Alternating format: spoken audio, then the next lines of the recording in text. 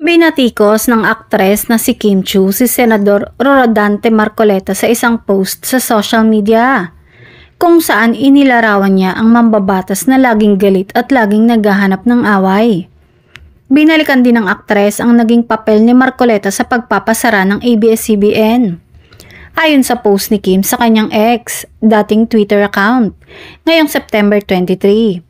He is always angry, always picking a fight. This is the same way he went all out pushing for ABS-CBN's shutdown. It's frustrating and heartbreaking to see the same darkness play out again.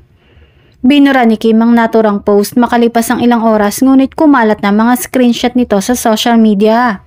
Dagdag pa ni Kim sa kanyang deleted post, "As a citizen, I can only hope and pray by the grace of God that this time accountability wins.